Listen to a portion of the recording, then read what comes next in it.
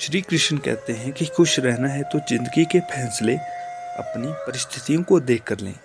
दुनिया को देखकर जो फैसले लेते हैं वह दुखी ही रहते हैं। कोई कुछ भी कहे, बस अपने आप को शांत रखें, क्योंकि सूरज की किरणें कितनी भी तेज क्यों ना हो, समुद्र को सुखा नहीं सकती।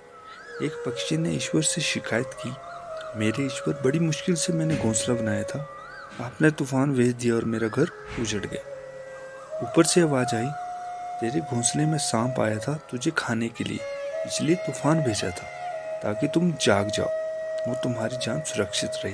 हमारी जिंदगी में कितनी मुसीबतें आती हैं, हमें पता भी नहीं होता कि हमारा परमात्मा हमें किस तरह परेशानी से बचाता है।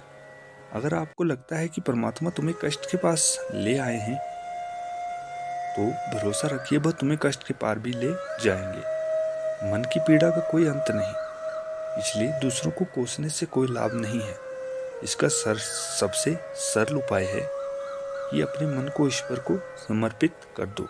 ईश्वर के साथ जुड़ते ही जीवन में खुशियों का, सुकून का, संयम का, सहन शक्ति का, प्रेम का, नई ऊर्जा का, जीवन के सही राह की संतुष्टि का आरंभ जरूर हो जाता है। और हमारा मन पीड़ा से कैसे मुक्त होता है हमें पता भी नहीं चलता। अगर प्रभु तुमसे ज़्यादा इंतजार करा रहे हैं तो तैयार रहना, वो उससे कहीं ज़्यादा देने वाले हैं जितना तुमने मांगा है। जिस तरह लोग मरे हुए इंसान को कंधा देना पुण्य समझते हैं, काश इस तरह जिंदा इंसान को सहारा देना भी पुण्य समझने लगते तो जिंदगी आसान हो जाती। मत सोच इतना कि जिंदगी के बारे में जिसने जिंदगी दी है उसने भी तो कुछ सोचा होगा ना।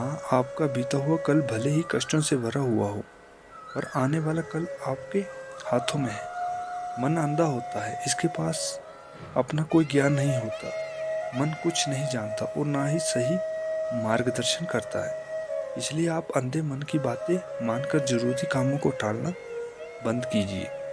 आप हमेशा अपनी बुद्धि से काम लीजिए, मन से नहीं, क्योंकि अंधा मन हमेशा आपको जरूरी कामों को करने से रोक देता है। जब आप बुद्धि के जरिए जरूरी कामों को करना शुरू कर देंगे तो धीरे धीरे आपका मन आपका मित्र बनता चला जाएगा। लेकिन अभी आपका मन आपका दुश्मन बना हुआ है, जो आपको दिन पे दिन बर्बाद कर रहा है। मन से सोचे कार्य को मुंह से बाहर मत निकालो। जिस प्रकार किसी गुप्त मंत्र की रक्षा करते हैं, उसी प्रकार अपने बड़े लक्ष्य को मन में रखकर उसकी रक्षा करो।